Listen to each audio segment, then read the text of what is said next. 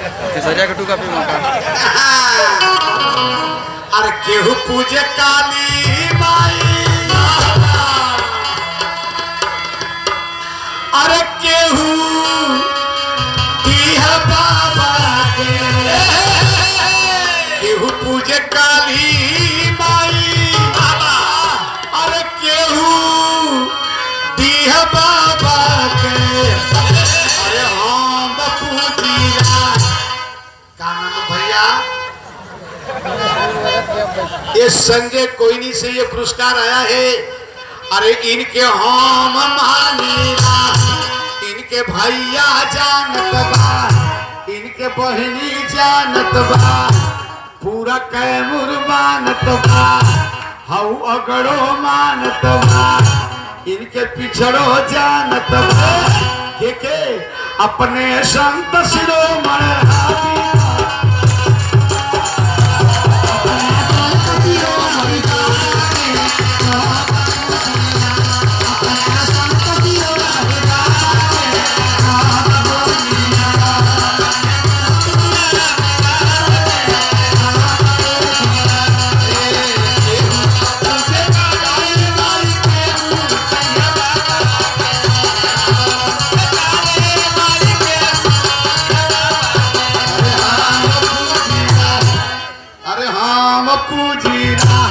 उनके दिल से मानीला, उनके दिल से चाहिला, अपने अम्बेडकर बाबा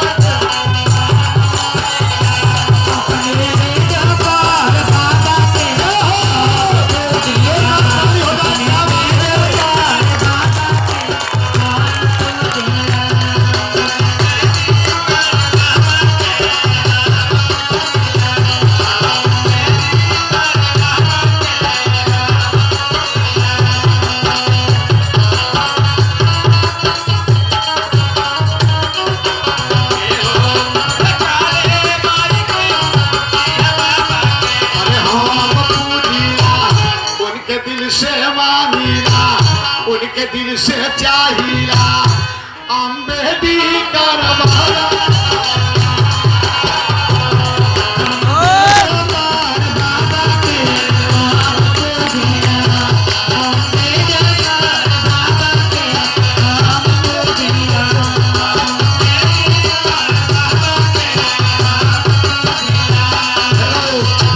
ये हमारे विजय बाबा कोयनी से हमारे रमाकांत भैया और मुझे काली माई के ऊटी है बाबा,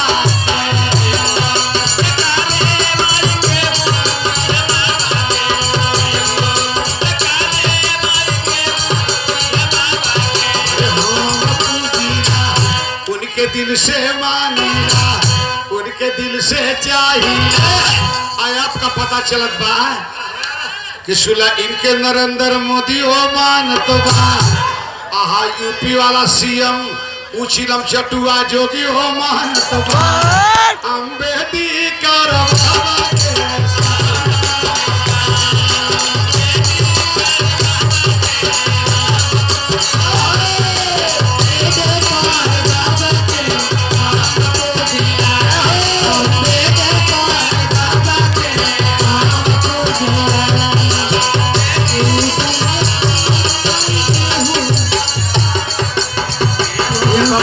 हमारे रामचरण पहलवान की तरफ से ये पुरस्कार आया है।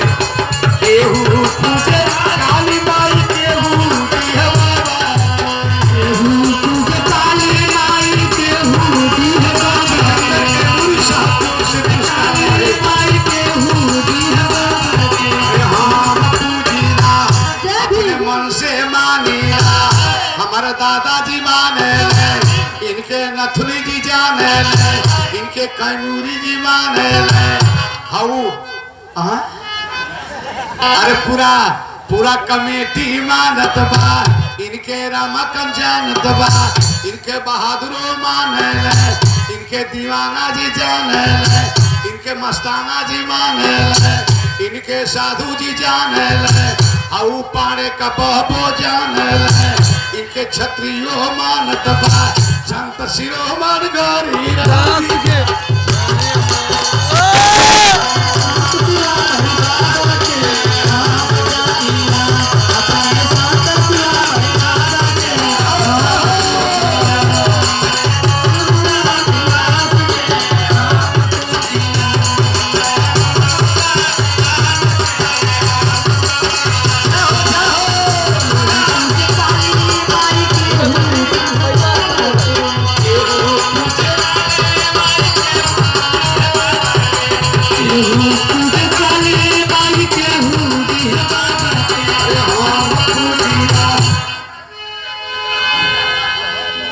ये हमारे अंग्रेज जब अपने देश के जब जाए लगल, बाबा जब अंग्रेज अपने देश के जब जाए लगल, बाबा तो कौन कौन सामान जोन जोन पसंद आई त्यों त्यों लेके चला गया। बाबा लेकिन हुआ क्या?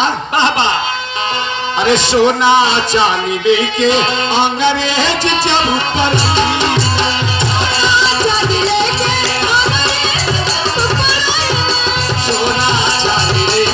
अंग्रेज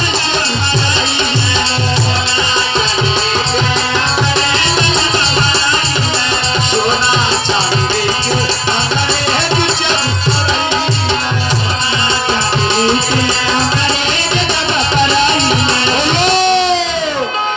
काली माई दी बाबा कहे न वो करके काली माई दी बाबा कहे न वो करके काली माई दी बाबा कहे न वो करके सोना चांदी लेके अंग्रेज जब पराइले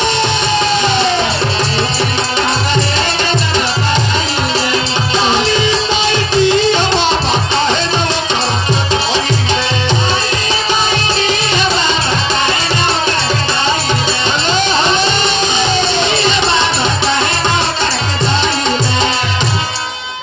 ये महेंद्र राम रूपापट्टी से ये पुरस्कार आया है और हमारे सम्मानित हमारे जितेंद्र कैमूरी साहब आपकी ओर से बहुत बहुत सा पुरस्कार और बहुत बहुत सा पुरस्कार हमारे नथुनी राम जी और संत शिरोमणि एरबदसिया संघत ग्राम भाकरावासी ये पुरस्कार आया है। भैया की ओर से जय भीम जय भारत करता हूँ। लेकिन मेरे दोस्तों कहना है क्या? बाबा ये रूपापट्टी से सत्येंद्र कुमार शिक्षक आपकी ओर से ये बहुत रुपयों का पुरस्कार। लेकिन बाबूजी हमारे कहनाम बा का? बाबा अरे सोना चांदी लेके अंग्रेज जब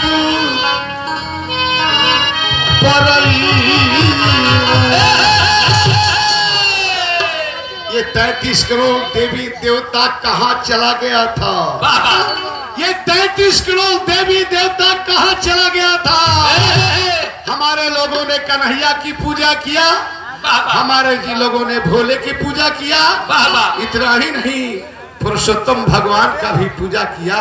बाबा देखिए बाबूजी हम लोग को उसके बदले में क्या मिला? भगवान की हमने पूजा किया तो उसके बदले में मिला हमको कि उन्होंने राजा बलि को, हमारे बलि को छुप करके उन्होंने मार दिया। शंभुक ऋषि का गला काट लिया। बाबा और जब कन्हैया के यहाँ जब पूजा करने के लिए पहुंचे तो कन्हैया इतना छिनरा था कि औरतों का साड़ी साया ब्लाउज लेकर के कदम के डार पर चला गया। और लोगों ने पूछा कि ये क्या कर रहे? तो उन्होंने कहा कि मैं भगवान हूँ, मैं लीला दिखा रहा हूँ। बाबा क्या बात है। इसलिए मेरे दोस्तों मेरा कहना है क्या? अरे सोना चांदी लेके अंग्रेज जब पढ़ी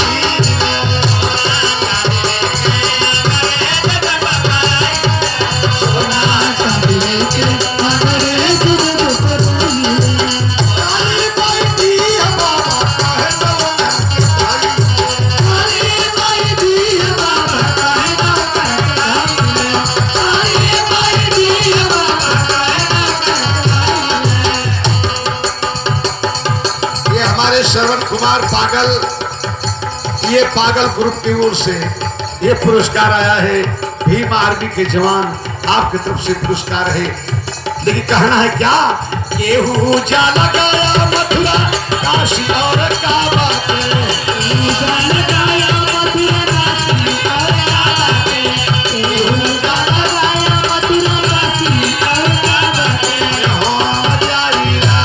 हमार गाँव जाने हमार बहिनी माने हमारे रिंकुआ माने हमारे टिंकुआ जाने आउ गुडुआ मानत बा आउ पपुआ जानत बा इनके अखिलेशो मानत बा इनके लालुओ जाने इनके माया जी माने आउ पगला मानत बा हाई नथुनी जानत बा हाई जितंद कमूरी जाने हमारे कवियो जी माने हाई साधु का बाबा लोग जाने ले, इनके ममता माने ले, पूरा समता जाने ले, हमारे प्रकाशो जी जाने ले, बेटी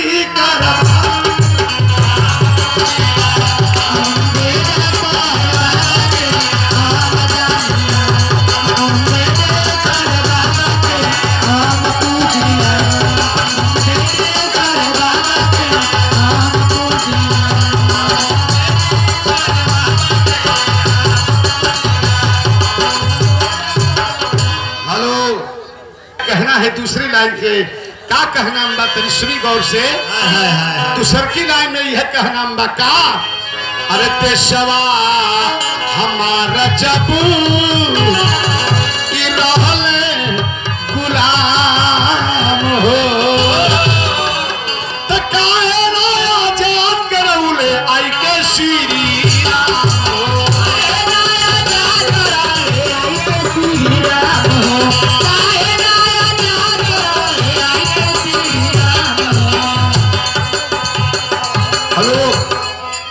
ये हमारे संतोष कुमार था बाबूजी।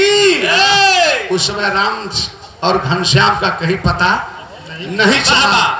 हमारे लोग तड़प तड़प कर मर रहे थे, हमारे लोग के ऊपर गोलियां चलाई जा रही थी, हमारे बौद्धिस्टों का सारेआम हत्या कराई जा रही थी। ये भगवान कहाँ था जिसका मैं पुजारी था, मेरा पुरखा पुजारी था, जिसको हम लोग मानते थे कि मेरा राम है भला करेगा। वो तो बहुत दिन के बाद एक दुखिया गया राम के दरबार में। जब धीरे धीरे वो कई दिन तक आता जाता रहा, एकदम झुराई के एकदम हरठा हो गया, झुराई के कमजोर हो गई, एकदम ओकर हड्डी हड्डी लौकत रहे। हनुमान जी ने पूछा कि भैया आज 1 महीना से तुम्हारा आना जाना इस दरबार में लगा है, क्या बात है? उन्होंने कहा कि ये हनुमान जी मैं बहुत परेशान हूँ, मैं आया हूँ भगवान के दरबार में, कुछ काम है मेरा। उन्होंने कहा क्या काम है? उन्होंने कहा कि काम वो है कि हमारी बेटी की शादी पड़ी है, मैं भगवान श्री राम के दरबार में आया हूँ कुछ मांगने के लिए। अरे उन्होंने कहा कि अरे भैया, अरे मुझको देख रहे हो ना, मैं इतना दिन से लगा हूँ, मैं राम के भाई के लिए जाकर के पूरा लंका उजाड़ दिया, वहां से सजीवन बूटी लाया, इसके भाई का जान बचाया, और पुल जब बांधने की जरूरत पड़ी, लड़ाई संग्राम छिड़ गया, तो हम ही लोग सब कुछ किए। भालू बंदर, तुम भी भालू बंदर हो, आज के बाद यहाँ आना जाना छोड़ देना, इसलिए कि ये वही राम है जिस राम ने बाली को छुप करके मारा था। ये वही राम है जिन्होंने शंभुक ऋषि का गला कटवा लिया। वही राम है जिन्होंने सुपन भगत को मरवा दिया। खबरदार आज के बाद इस दरबार में मत आना। फिर उसका दिल नहीं माना, दूसरे दिन चल देता है मथुरा के लिए। मथुरा के लिए जब जाते आई के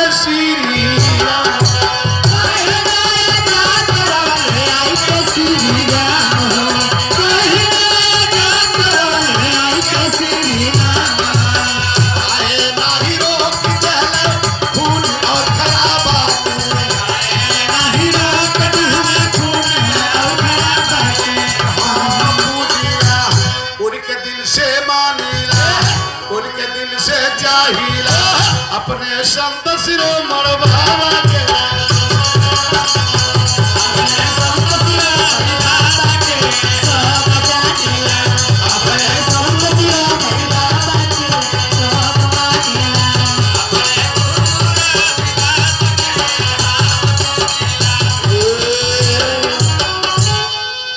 ये हमारे प्रचार का परवीना आए हैं, परवीना दासी, ये प्रेमदास पगला और अवदसिया धर्म संगठन नंदगांव सुहावल से ये पुरस्कार आया है। मैं इनके धर्म पत्नी परवीना दासी को बहुत बहुत साधुवाद देता हूँ। मेरी आवाज उनके तक पहुँचे, शुक्रिया अदा करता हूँ, आशीर्वाद देता हूँ। लेकिन मेरे दोस्तों, मेरा कहना है क्या, आखिरी बात मेरा कहना है क्या, अरे बाबा साहब हूँ भगवान के भगवान बाबा साहेब, अरे बाबा साहब हम भगवानन के भगवान, भगवानन के भगवान, जय हो भगवानन के भगवान हो, यही हमारे देशवा के लिखल संविधान, यही हमारे देशवा के लिखल संविधान, यही हमारे देशवा के लिखल संविधान। लेकिन ये बाबूजी एक सवाल पैदा हो गया। एक दिन गवर्नमेंट में कॉन्फ्रेंस हो रहा था, सभी लोग पंचायत जुटी हुई थी। बाबा एक गरीब आदमी खड़ा हो गया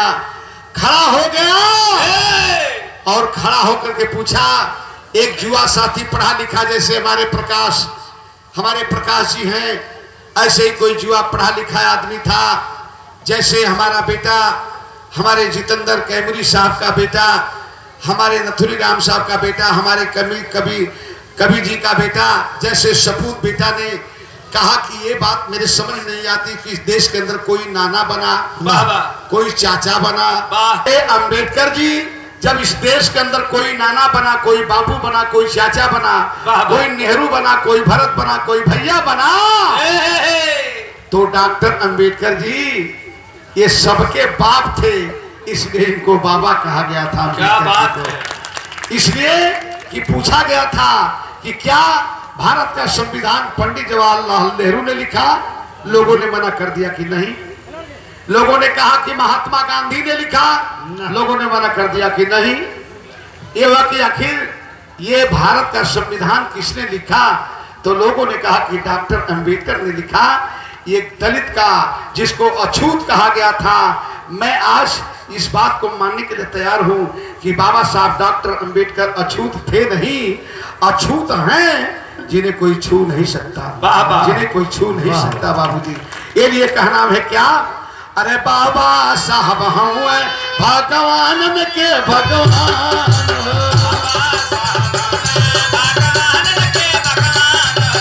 बाबा साहब भगवान के भगवान।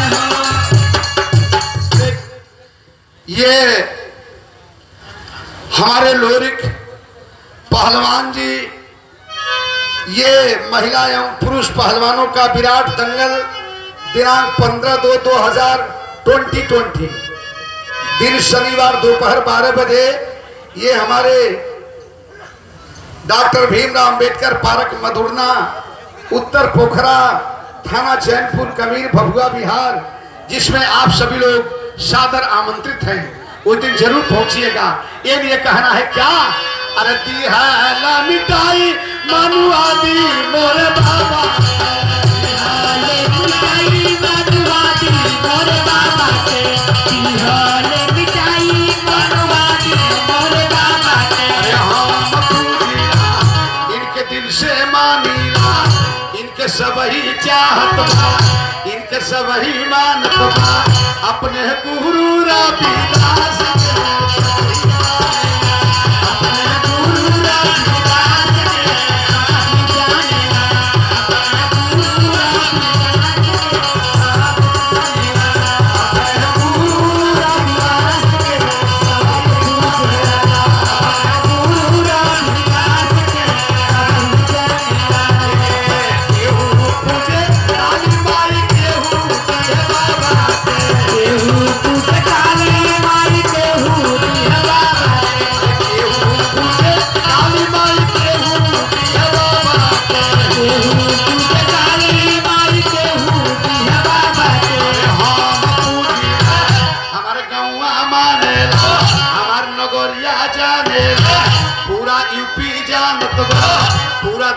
मानत बा। अब तो इनके नीतीश भी माने, इनके लालुओ जाने, इनके चोरो जाने, इनके सहुओ जाने, आऊ अगला जानत बा, इनके मुस्लिम मानत बा, आई पगलो जानत बा, आई कैमूरी जी जाने, आई नथुनी जाने, आई हमार कवि जी माने, साधु बाबा लोग जाने, दाढ़ियों वाला माने, आई बिना दाढ़ियों वाला जाने, अम्बेडकर